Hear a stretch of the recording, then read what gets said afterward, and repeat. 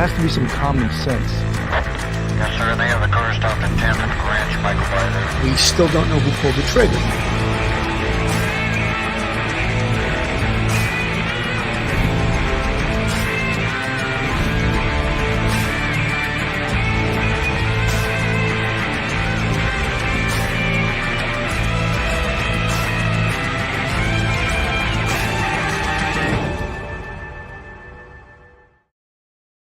Hello, everyone, and welcome to Police Off the Cuff Real Crime Stories. I'm your host, Bill Cannon, retired NYPD Sergeant, 27-year veteran. And with me today, straight out of Brooklyn, retired NYPD Detective Phil Grimaldi. How you doing today, Phil?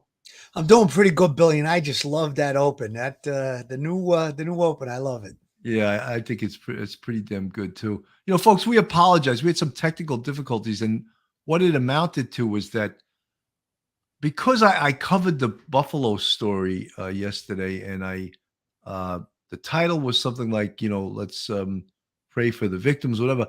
Facebook removed us, said that it was too violent of an episode. So I deleted the old episode and I tried to reload it to see if that was a mistake, and it wasn't. And there was where the technical difficulties came in. So I had to delete that again and reload it. And here we are at 1:20 instead of 1 p.m. exactly. Thank you, Mark Zuckerberg. Yeah, thank you, Mark Zuckerberg. You know, you're flaking in your politics on the site that makes you billions of dollars. So, folks, a lot of stuff going on. Not such great stuff. A lot. I mean, as I said, we covered that Buffalo story, which is just horrendous. Again, we'll call it what is a white supremacist goes there with a semi-automatic rifle.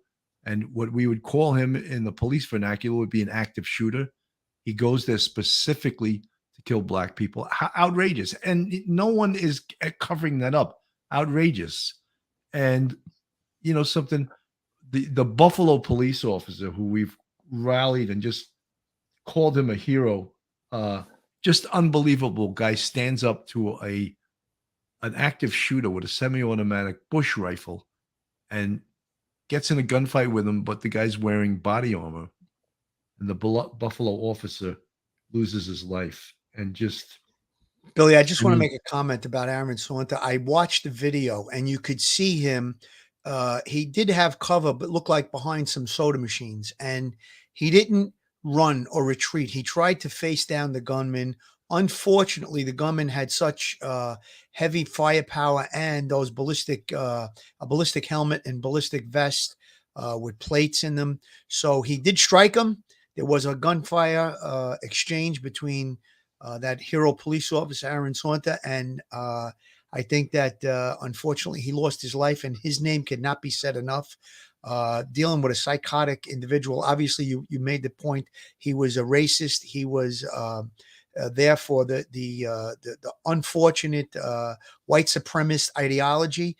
We denounce that on this show. We denounce it again. Any type of racism for any reason, whether it be against white, black, Hispanic, Asian, whatever it is, we denounce it. He was obviously very, very mentally ill, showed no emotion, and that officer is a true hero. He didn't run. He probably could have ran and tried to take further cover deeper into the store or try to exit the store. However, he faced him down, and I don't think enough could be said about that officer. A hero, true American hero. Absolutely. So, let's get to today's case here. This is Gonzalo Lopez, and this is day number 6 where he escaped from a prison bus 6 days ago.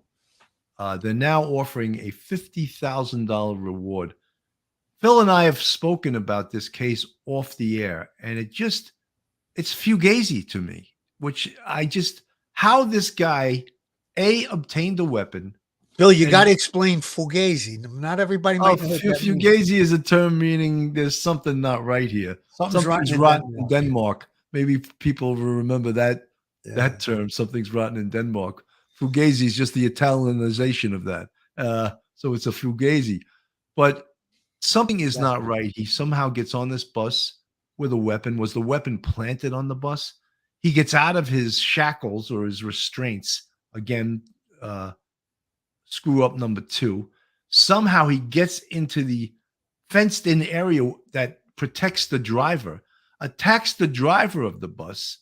There's a guy in the back of the bus with a shotgun. Where is he when all of this stuff is going on? Something is not right, Phil.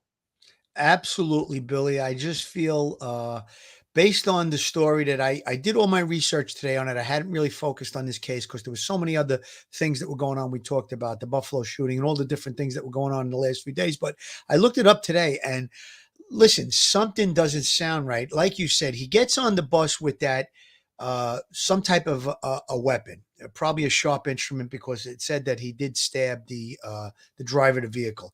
Now he manages to get out of his handcuffs, his shackles, whatever it may be. Then he cuts through a caged-in gate. You know, the prisoners in those buses are caged in so that they can't have access to the driver. And then there's another gate in the back, it sounds like, where the second officer was with the shotgun. Now, all of this is going on. He cuts through the gate. He gets out. He attacks the driver. The driver stops the vehicle. Where's the guy with the shotgun? He is unaware of this. I don't know where he is. They exit the bus.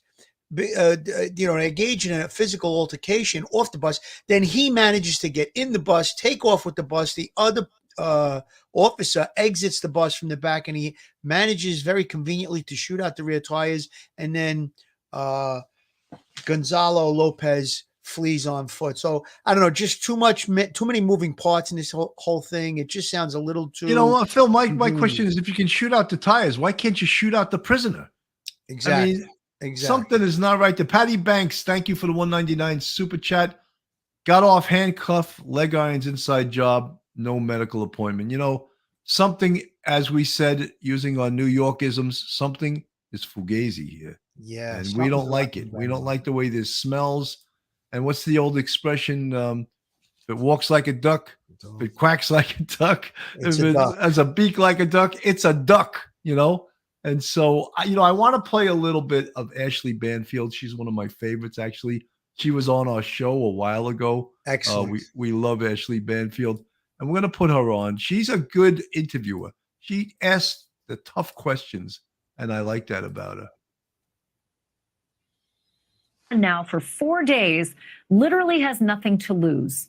Gonzalo Lopez was serving 2 life sentences for capital crimes in the early 2000s when he stabbed the driver of his prison bus last Thursday and got away when the bus went off the road. This was in rural Leon County, smack dab between Dallas and Houston. Tonight, Lopez is on the state's 10 most wanted list, and there's a $50,000 reward for information leading to his arrest. My next guest is the point man for a Texas-sized manhunt. Robert Hurst is the public information officer for the Texas Department of Criminal Justice. Thank you so much for joining me tonight. First and foremost, tell me this extraordinary story that sort of spiraled out in the prison bus, and how this inmate got away. Ashley, the bus was headed from Gatesville, Texas to Huntsville, Texas, coming down Highway 7 eastbound towards Interstate 45. About 2.5 miles to the west of Centerville in Leon County, Gonzalo Lopez was able to somehow work his way up into the driver's compartment of the bus. He cut out the bottom of the door that separates the driver's compartment from the area where the inmates are seated during a transport. We still don't know how he did that. Some type of sharp object. When he cut out the bottom of the door, doesn't that make a lot of noise to do that? How is that possible? I would think a hacksaw or some type of cutting instrument. And you're right, Billy. I mean, how much noise could have there been on the bus to cover up that type of, sawing? I don't know. Something doesn't sound right there. Did he bring his own jackhammer? How did he do that? I just cannot imagine that. Got into the driver's compartment of the bus, he began fighting with the officer. That's when he stabbed him in the left hand, also stabbed him in the chest. The officer quickly and smartly and heroically brought the bus to a stop. When he did, he and the inmates spilled out into the ground outside of the bus, continued fighting. The officer that was armed with a shotgun in another area in the back of the bus went through the emergency exit, and realizing what was... Oh, was the other officer in a different zip code? How long did it take him to react from the back of the bus to go outside the bus and shoot this guy. This sounds like gross incompetence, or they're in on it. This deputy commissioner, public information guy, he's not selling this job too well. Was happening, shot out the back tires of the bus. Lopez then got back on the bus and drove away with the back tires shot out. He only got about a mile down the road and lost control of it, and then it went over into a culvert on the westbound side of Highway 7. The two officers caught up with the bus, and that's when they saw Lopez running across a cow pasture northbound into a wooded area. They did fire their service weapons at him. They did fire the shotgun at him, but we don't think he got hit. So since that time, around 2 o'clock on Thursday afternoon, we quickly set up a perimeter around about a 5 square mile area just west of Centerville in Leon County. All indications are to us, he's still back there. We don't think he got away.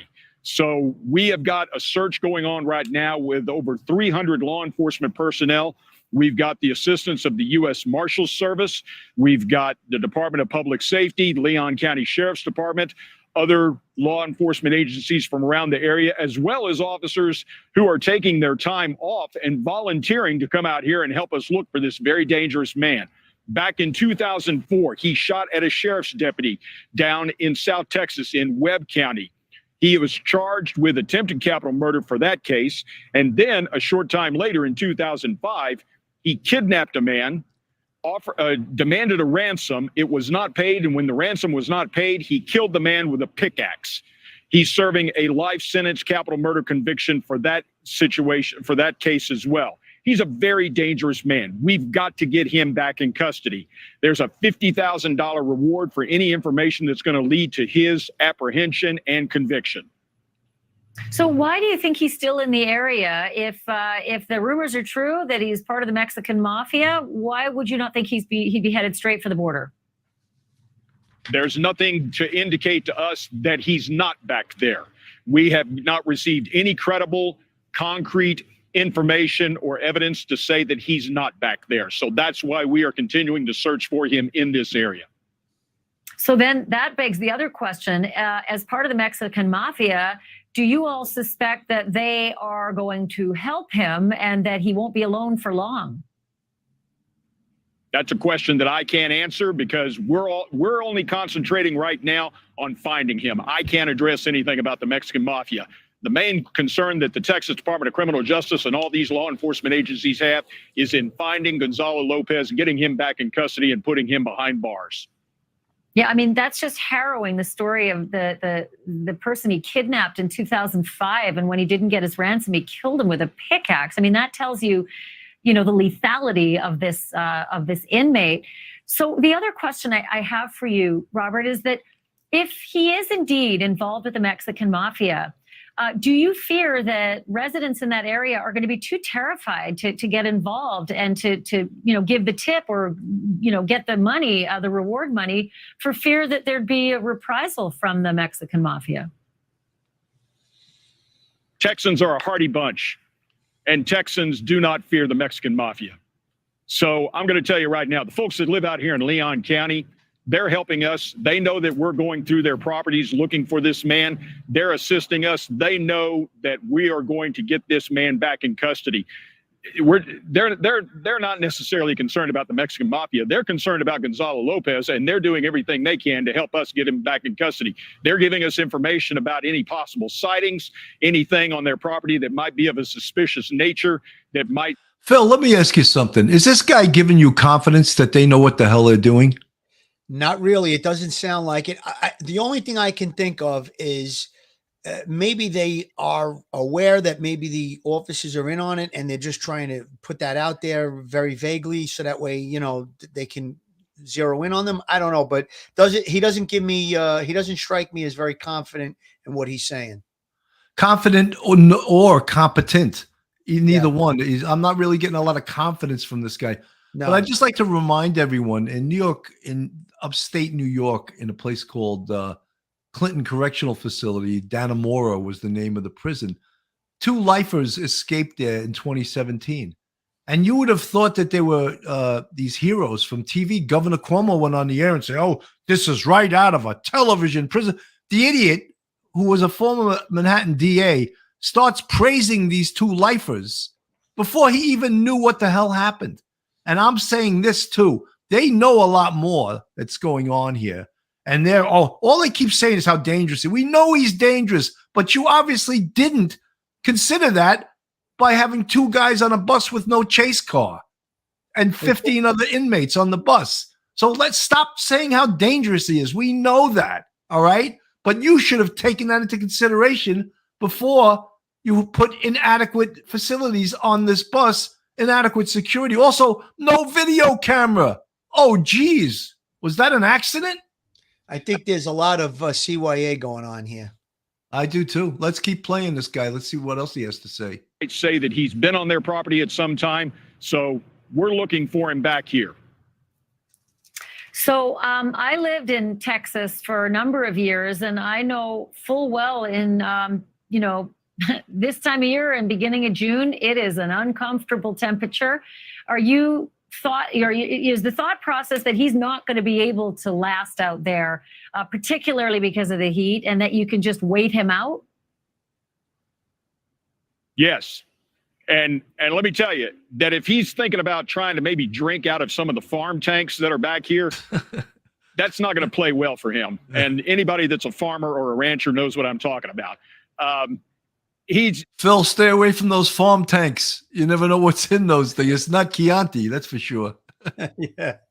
He's going to play a waiting game with us, but we're going to wait him out and we're going to get him. We're not going to back off. We are not going to call this search off until we have him in custody. And from what I understand as well, speaking of Texas being hot, the choppers that are looking for him have heat-seeking technology on board as well. So far, 4 days on the run, that hasn't played out. Is there a temperature issue with that, or can the heat-seeking deal with the hot Texas temperatures as well as a live person on the ground? Well, I'm not really technical minded when it comes to that kind of stuff, but the Department of Public Safety is the one that has the helicopter. You'd need to talk to them about that, but we appreciate the assistance of the Department of Public Safety with their helicopter, as well as the U.S. Marshals Service and the other law enforcement agencies that are out here helping us look to get this very dangerous man back in custody. He did a very bold and dangerous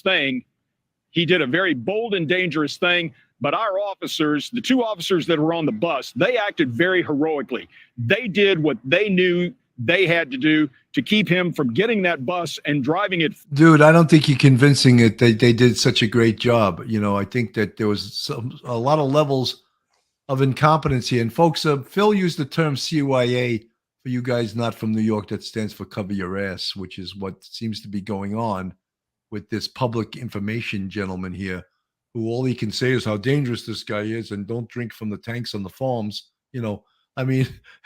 This is day number 6. You have no information. There's nothing new. You think he's laying down somewhere, laying low. It's 90 degrees in Texas. Yeah, but Billy, let me comment on the heat-seeking technology on the helicopter that they're talking about. If the ground temperature is in the 90s and a person's body temperature is 98.6, it can be very difficult. At night, when the temperature is lower, possibly could be utilized. But during the day, I don't think the heat-seeking technology is going to be very, very effective because of the fact that the temperature is very warm during the day there. Now, if it's in the 70s and you have a person's body heat is 98.6, possibly you could do something at that point. But I think he dodged that question because he didn't want to say what I just said. So bottom line is it works on temperatures. And if the ground temperature is the same or close to the body temperature of a human being, it's going to be difficult to utilize.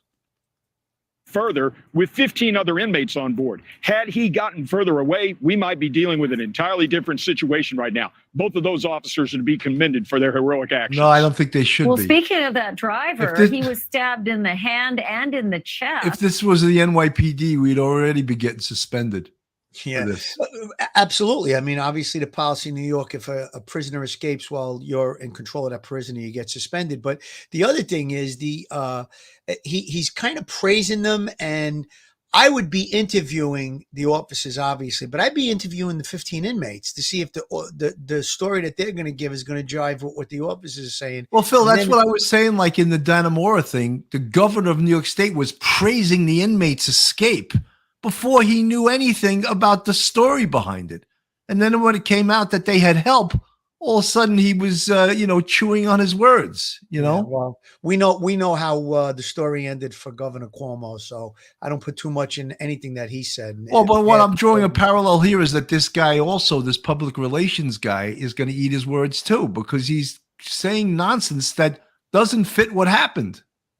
Yeah, I think there's ways to piece it all together and then to corroborate it. You're going to take the officers' statements of the two officers and you're going to talk to the inmates on the bus. And if everything doesn't line up, and then you're going to have physical evidence you'll be able to look at too. The struggle, there had to be a time frame. How long was the struggle? Was it seconds? Was it a minute? All of that needs to be looked at. And then, a hard interview of the two officers. And then, if it doesn't line up, then you have to really, drill down and say, guys, your story's full of holes here. You're looking at time in jail. What's the story here? So that's what I'd be doing. I find it amazing that there was no video camera on this. This is not school children. This is inmates, dangerous inmates from a prison. Were they sitting there singing the wheels on the bus go round and round? What were they doing? And where's the chase car, Billy? Where's the chase car? No chase car, right? It's just crazy. Let's keep playing here, see what he has to say. How is he doing? He's doing fine. He's assisting us with our investigation, as well as the officer that was in the back with the shotgun. They're both doing well. Thank you for asking. Do you have any idea how this inmate got the colloquial is a shank, right? Some kind of a sharp instrument that he was able to get out of his cuffs on the prison bus and then cut that hole, like you said, in the partition between the inmates and the driver. Any idea how he would have A, been able to get out of the cuffs, and B, been able to get that shank on board, and then C, cut that low partition and get under there all unnoticed? That'll be part of our ongoing investigation to find out exactly how he was able to do that. That'll be part of our ongoing investigation. Robert, the other question is, does he have any friends or family in this area? I mean, obviously, one of the number one things you do is you fan out to every connection someone like this has ever made, because usually they need some help and oftentimes they get it. Does he have anybody like that in this area? Not that I've been notified of, and even if he did, we wouldn't talk about it publicly. But I am not aware of anybody like that. I haven't been told about anything like that. Any thought that the other 15 inmates on the bus had anything to do with this, gave him cover, were part of the effort to conceal him while he was cutting the hole? Like, do they have any culpability in any of this? That'll be part of our ongoing investigation to find out if he had any assistance from anybody else.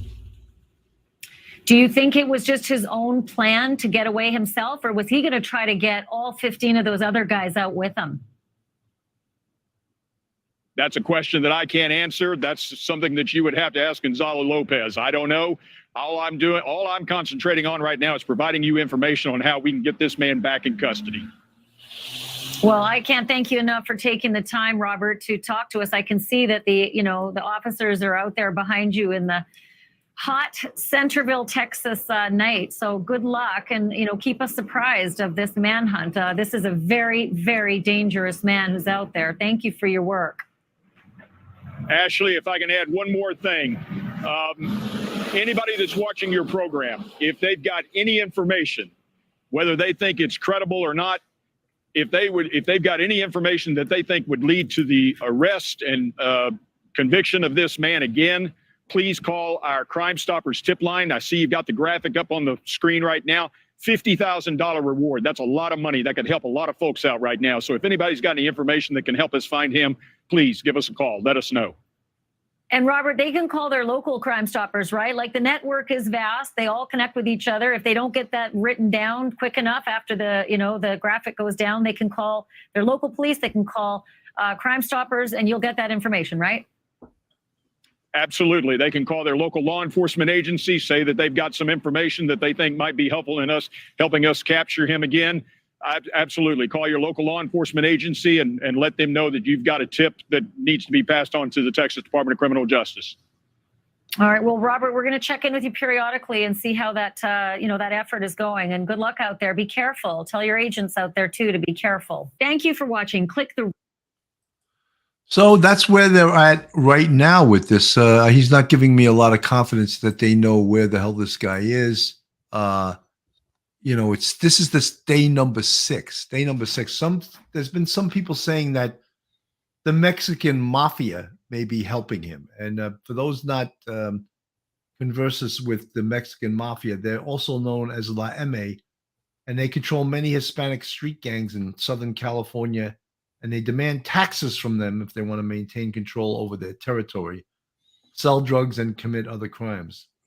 Since members of these street gangs can expect to end up in prison at one point or another, where they have to depend on the protection and goodwill of the Mexican Mafia, many Hispanic gangs are aligned with the Mexican Mafia and have added 13 to the name of the gang in reference to the 13th letter of the alphabet, M. So this Mexican Mafia really is a prison gang. It started in prison, and again, most of these guys, they wind up in prison at some point. So they're looking for the protection of the Mexican Mafia. Whether Gonzalo Lopez is affiliated with them or whether they are in fact helping him or trying to help him, your guess is as good as ours. We don't know that. Billy, I'm seeing some parallels here to the Vicky White situation.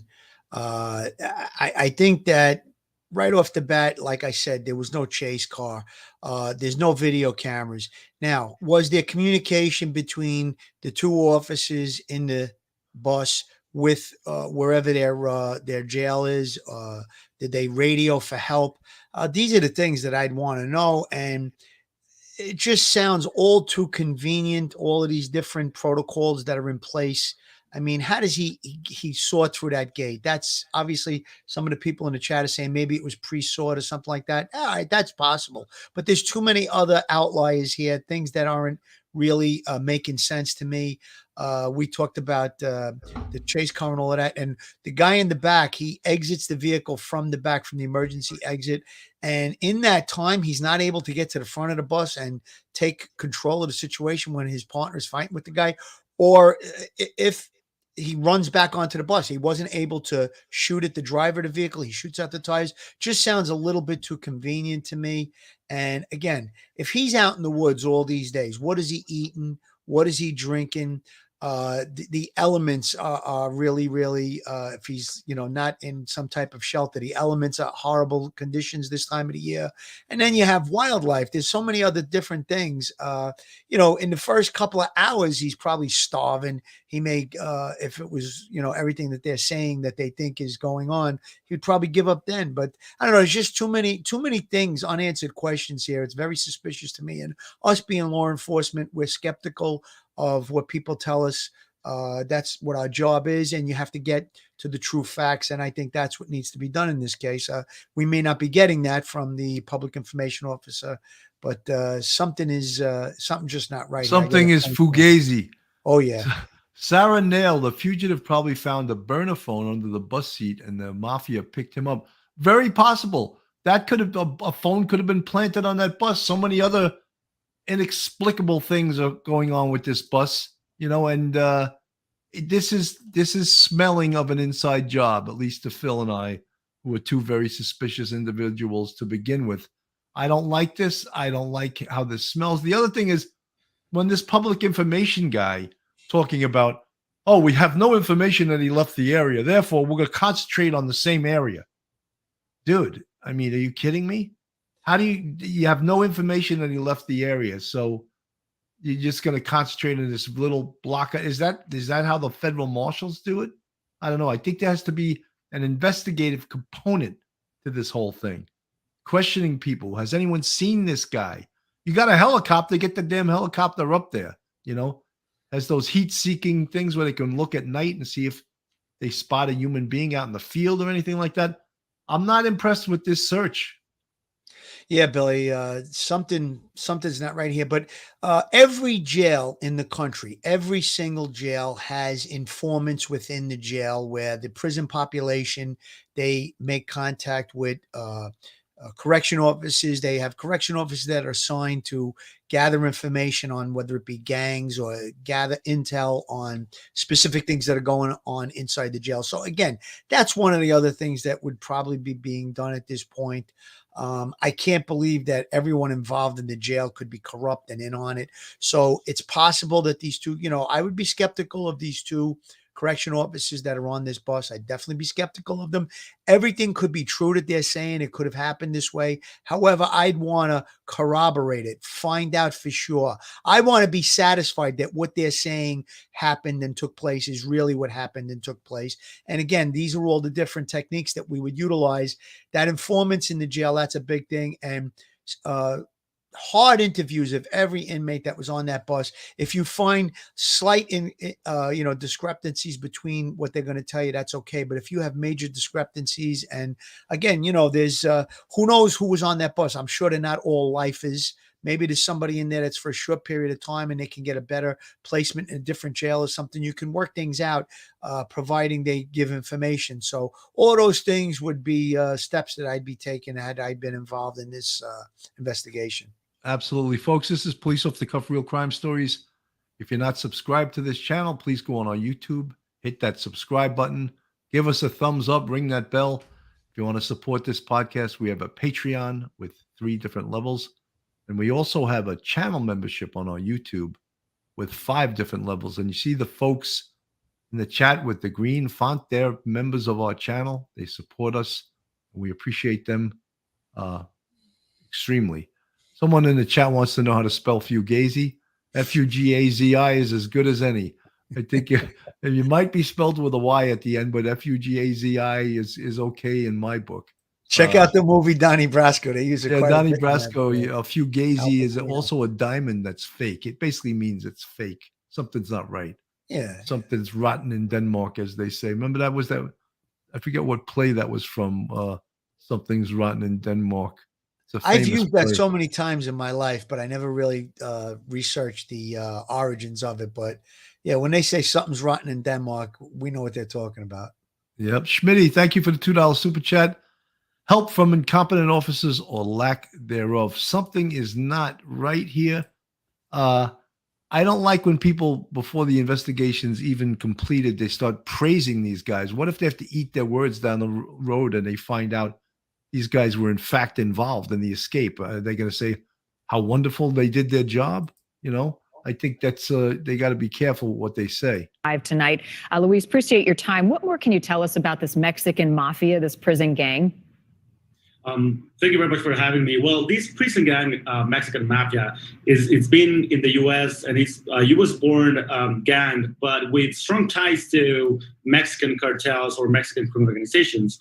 The Mexican Mafia has been behind links with cartels like Los Zetas, now disappeared, and Cartel del Golfo, now operating in the area of Laredo and Nuevo Laredo, Texas. How dangerous are they? Well, they are completely ruthless. We're talking about like maybe the most dangerous cartel in Mexico right now. They are responsible for many killings. They're responsible even for attacking U.S. federal officers in the Mexican side of the border. They are responsible as well. I don't know if you recall, the 72 migrants were killed in Mexico, northern Mexico. That's what we're dealing here with that specifically criminal organization. So this inmate escaped in Centerville, which is between Dallas and Houston. How prevalent is this Mexican Mafia in that area of Texas? It's really strong, but I think if Gonzalo is trying to go south, I think he'll be looking at a bigger protection if he's part of Mexican Mafia, because Mexican Mafia has a lot of presence in areas like Laredo, El Paso, all that border area of Texas and Mexico. So let's say if he tries to run towards Mexico, it will be really hard to actually get him, because I'm pretty sure that he has ties to some of the criminal organizations that are going to actually. Yeah, you can only run from Mexico into the United States. You can't run from the United States into Mexico. I had to say that. Protect him once he gets to the border. So do you think that he's still in that area, or do you think he's long gone? What I will say, I'm pretty sure that he's gone from the area and he's heading south. I mean, that's the usual in these cases. When inmates that manage to escape, they immediately go south. And in this particular case, him being part of a Mexican Mafia gang with ties to the Mexican criminal organizations, I wouldn't really be surprised if he is trying to get across the border into Mexico. What more can you tell us, Luis, about this 2004 incident where Lopez ran away from police and he stayed hidden with the help of some cartels? Was that the same cartel that we're talking about now? Yes, that's the same cartel. It was originally reported as La Maña, but La Maña is just a way to say mafia or cartel in that specific region of Mexico, which is Nuevo Laredo, Monterrey, Nuevo León area. So he was reported as being part of La Maña, but that's how they say cartel. But his ties were with Los Zetas. He was pretty active before 2005. And in those years, Los Zetas were ruling basically the whole states of Nuevo León and places like Tamaulipas as well, and specifically the border with the U.S. Because that's where they operated getting drugs across. What more can you tell us about the situation at the border and how they would prepare for him to try and cross? Because right now we're hearing they're zeroing in on sort of a 10 square mile radius, but they have to be prepared that he may try to get into Mexico.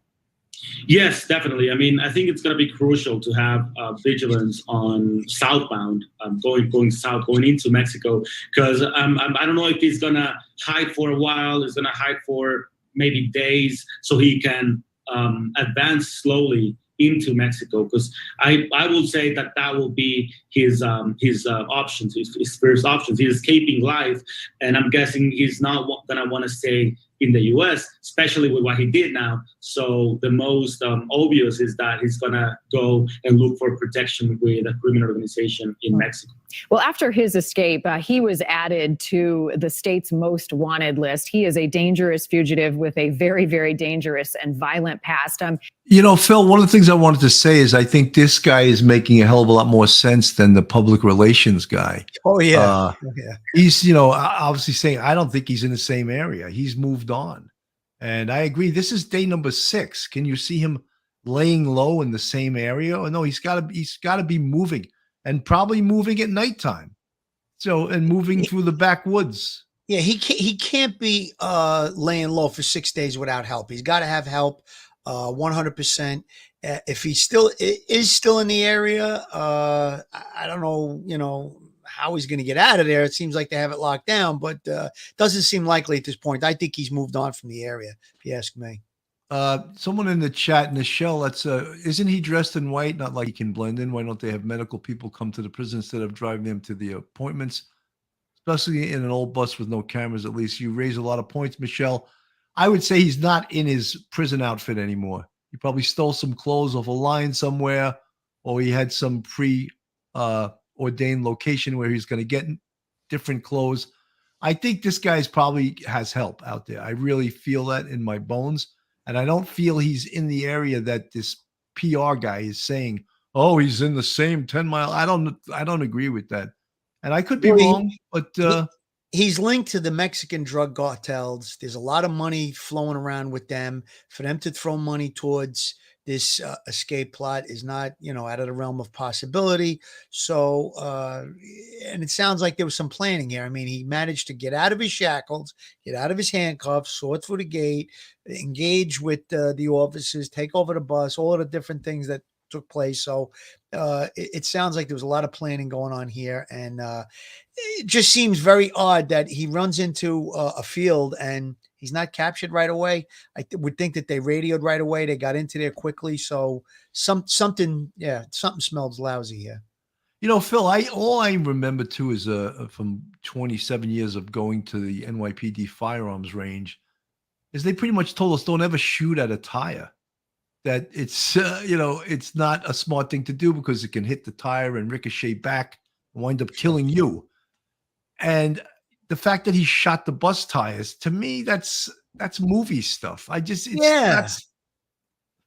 That component of it struck me as like, am I reading about a movie plot? You know, it sounds very odd.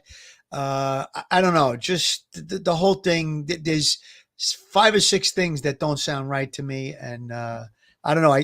Well, I'm sure we're going to get to the bottom of it. They'll figure it out at some point, and they may be not putting it out there what they really believe took place because of they want to keep the officers that could be possibly involved, on the same side as them, so cooperating. Well, look, Phil, even in the Dannemora thing, they didn't find out the truth till weeks later, and you had the governor of the state acting like this was a big mystery.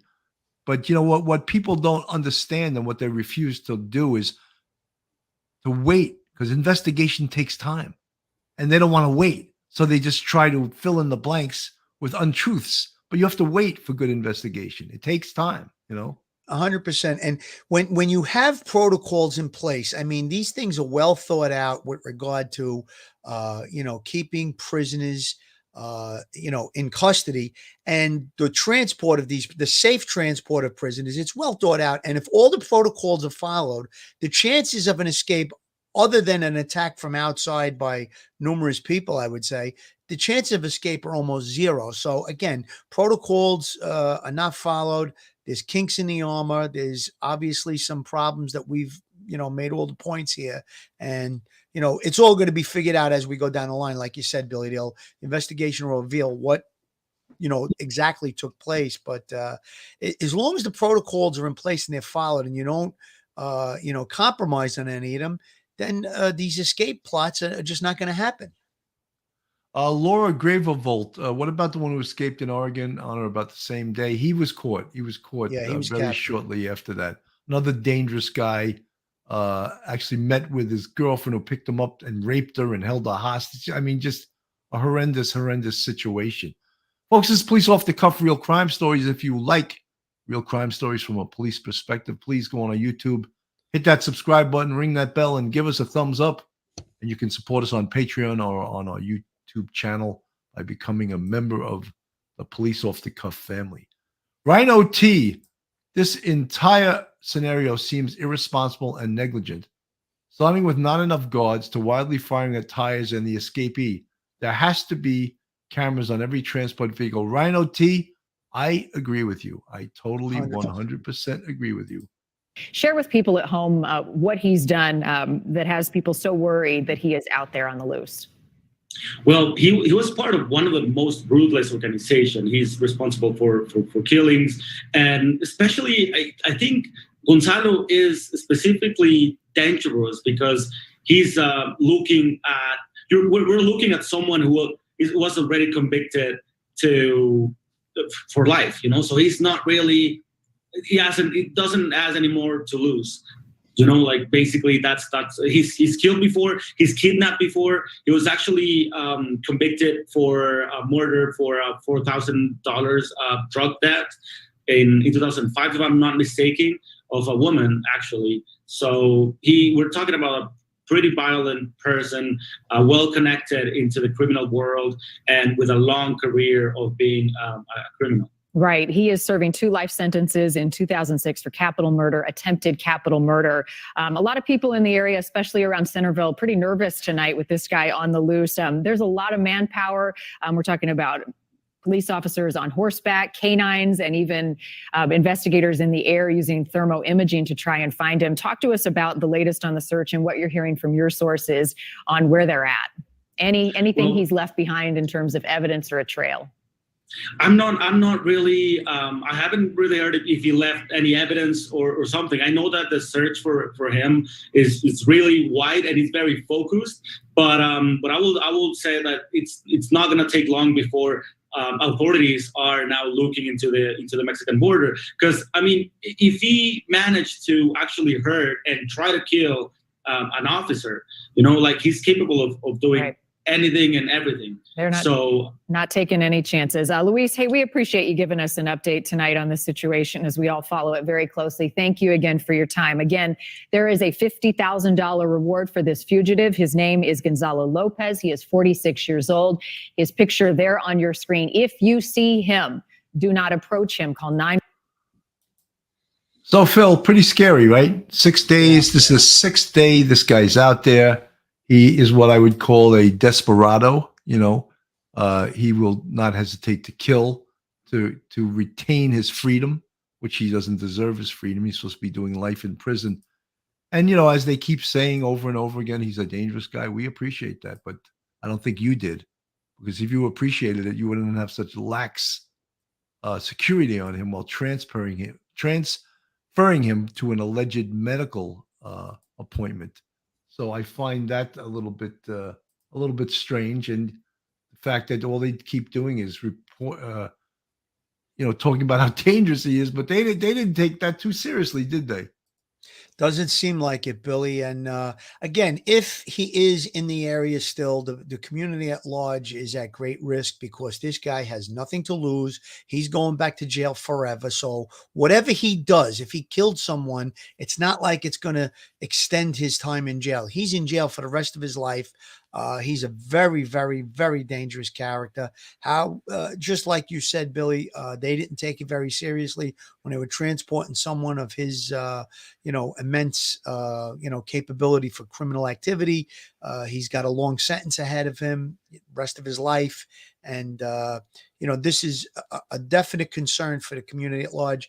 If he's got help and he's out of the country, I would say all the better. Keep him out of the country. Don't let him back. Let him go commit whatever crimes he's going to do in another place. But he belongs behind bars. And if we could get the help of the Mexican authorities to put him, back behind bars and send him back to us, all well and good. But I just feel like I'm worried more about the people in the community where he was last seen than anything else in this matter. Yeah, I have to agree with you. Let's play another channel. Developing story out of Texas where the manhunt for a dangerous escaped inmate continues in an area just west of Centerville. That's a town of about 1,000 people between Houston and Dallas. Aaron is here with us right now. Aaron Nolan, some 300 law enforcement officers. They have dogs, they have horses. Now in pursuit of this convict, it's now in its 5th day in terms of the manhunt. Any idea where this guy could be hiding? Well, they think it's close, and that's why all the effort right now centered around where is Gonzalo Lopez is right there where he originally took off from. They don't think that he's gone very far. In fact, authorities say all the efforts right now are centered very close to that bus location where Gonzalo Lopez overtook a bus before running off. This is a very dangerous man. That's all this guy knows how to say. Monday's media briefing on the search for Gonzalo Lopez included a reminder of why he's been added to the list of the 10 most wanted fugitives in Texas. In 2004, he shot at a sheriff's deputy in Webb County. In 2005, he kidnapped a man. He then killed the man with a pickaxe. Adding to his violent past, his escape last Thursday during a bus trip to a medical appointment, police say Lopez cut through a barrier separating him from the driver. Lopez stabbed him in the left hand, also stabbed him in the chest, but he's doing fine. He's assisting with the investigation. Lopez was then able to drive off, but police are crediting a second officer who shot out the bus's back tires with keeping a... I have a problem with that. They're crediting shooting out the back tires. I just don't really, that's not resonating with me, Yeah, it's just too convenient for me too, Billy. Shooting out the back tires. We're going to credit him with that before we know even. But he didn't shoot the inmate. He shot the tires. I'm having a problem with that. Additional inmates from escaping. There were 15 other inmates on that bus.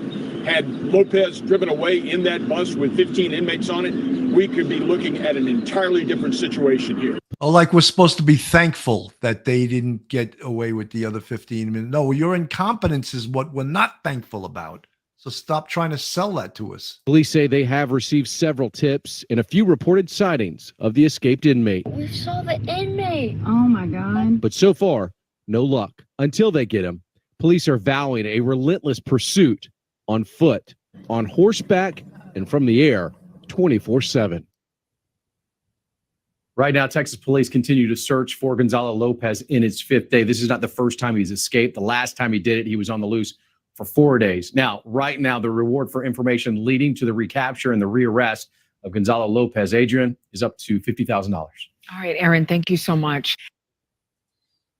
So, Phil, this is actually the 6th day They're insisting that he's in the same area. I don't think I believe that. I think he's maybe on the move at night, regardless of how difficult it is, how hot it is, and how it's rough terrain. He's a inmate facing life in prison. He's out free right now. He will do whatever he needs to do, including all kinds of unbelievable means to stay free and to stay alive. So I don't think he's in that very same area that they're talking about. If he's in the area still, his sustainability is limited unless he found a location that has shelter and food and clothing and all the things that we talked about. And even, 6 days, maybe that's one night, 2 nights, 6 days, it seems unlikely he's still in the area. Again, we don't know. Maybe he did run off into the field and maybe he met with some untimely death and he's not alive anymore. Who knows? But with all the searching that's going on, I would think if that were the case, he would have been found already. It sounds like there's some type of assistance in this escape plot. It's got to be, in my opinion, whether the assistance be at the beginning where he was assisted by the officers to help him, get through the gate and to flee the bus and all of that, or assistance on the outside now that he made it free from the bus and went into the woods or whatever it is, and someone's helping him. There's assistance somewhere in this scenario. I just feel it. I see it. I think it's almost guaranteed that there was somebody assisting this guy. Like the largest manhunt Texas has seen in nearly 20 years. At least 7 different law enforcement agencies involved as the search for 46-year-old Gonzalo Lopez continues. Authorities using everything from helicopters to canine units. The convicted murderer, serving back-to-back life sentences in Gatesville, Texas, escaped custody on Thursday while on a transport bus heading to a medical appointment in Huntsville, Texas. That, according to the Texas Department of Public Safety. Authorities say he somehow got out of his shackles and managed to get inside the driver's compartment, stabbing the corrections officer driving in the hand. Then, during the struggle, the bus went off of the roadway, and at that time is when he jumped off the bus and ran through a pasture and escaped. His escape earning him a spot on Texas' top 10 most wanted fugitives and a $50,000 reward for any information leading to his capture. I-45 and Highway 7 were shut down for several hours. According to the Texas Department of Criminal Justice, Lopez is affiliated with the Mexican Mafia and is considered armed and dangerous. They describe him as 6 feet tall with tattoos on his back, abdomen, and chest, as well as a burn scar on the right side of his neck. But this isn't the first time Lopez has evaded authorities. In 2004, police searched for him following a car chase and a police deputy shooting. Lopez saying in a police statement he fled to Mexico with the help of the cartel. Almost a year later, he admitted to killing a man with a pickaxe to the head. Prior to this recent escape, Lopez's next parole review date was set for 2045. If any citizens in this area see someone that is suspicious, you have his picture that you're putting out on social media and on your broadcasts. If anybody sees this man, do not attempt to take him into custody by yourself. And that region where he's believed to still be hiding is treacherous. Of course, high temperatures there in Texas, the high above 90 degrees today. It'll be difficult for him to find water. There are also wild hogs that are often loose in that area. One of the many reasons that law enforcement hopes he will turn himself in. Those wild hogs are a little bit scary. I would, I wouldn't want to be out late at night with some wild hogs in the field. But I think he's probably not in that area. I think someone removed him from that area. Yeah, there's something going on. Bill, I would just want to address one of the comments. Just T says that it's very disappointing to hear you say that he should commit crime elsewhere. I mean, all life is important, not only Americans. Listen, I don't mean it that he should go kill people in another country. I'm just worried about our country, the United States. If he escaped back into Mexico and he's getting help from the government and then they're corrupt there, that's what I'm talking about. I don't want him to harm anyone in our country. I don't want him to harm anyone anywhere. He should have been, not able to escape. And you're misreading what I'm saying. I don't want him to harm anyone. Let me make that clear. But I don't want him in the United States doing harm to the community in Texas. I don't want him. I want him either behind bars or out of the country. Get rid of him. We don't need him in our country. He's a menace to society. I think America first is the point that I'm trying to make, and it is what it is. I'm not going to go further into a political debacle, but it's not that I want him to commit crime or hurt anyone else. That's not what I'm saying. Phil, let's take a quick commercial break here. Joe Murray, attorney at law. Have you found yourself in a jam? Are you in need of legal counsel in the New York area? Do you need a victim's advocate? Well, Joe Murray is your man. He's not only an experienced trial attorney, he's also a retired 15-year member of the NYPD. He literally knows both sides of the fence. His website is jmurray-law.com. His telephone number is 646-838-1702, or you could email Joe at jmurray-law.com. Looking for a vacation oasis? The Comfort Inn Oceanside in sunny Deerfield Beach, Florida has you covered. Take a dip in the outdoor heated pool with a water slide for the kids. Have a cocktail poolside or relax in the Oasis Courtyard Lounge. Just a short walk to the best restaurant, shops, and the Deerfield Beach International Fishing Pier. Soak up the sun, swim in the pristine blue ocean, or stroll along the famous beach. Maybe enjoy a sunset from a beachside restaurant. Guests enjoy a complimentary breakfast and free brewed coffee 24/7. If you mention Police Off the Cuff at booking, you'll receive a 20% discount. That's right, a 20% discount. So book your stay today by calling 954-428-0650. John Beatty Law, www.jbeattylaw.com. John Beatty is a renowned personal injury attorney. He also retired as a decorated NYPD sergeant. John comes from a proud NYPD and FDNY family. He was an active sergeant in Brooklyn North and supervised in the legal bureau. John is a proud member of the Honor Legion and the Blue Knights. John Beatty litigates across the country for seriously injured victims and has helped recover over $200 million for grieving families. Call John now for a free consultation. John Beatty, 917-797-9520. John Beatty Law, www.jbeattylaw.com. Looks like we have a lot of lawyers advertising with us. So, there's no really new information. Frank Marsha, a former correction. Bill, I remember doing duty at a hospital with an inmate who had open heart surgery. I was there armed and the inmate was shackled to his bed in a coma. So what happened here? This is interesting. Good point. Yeah.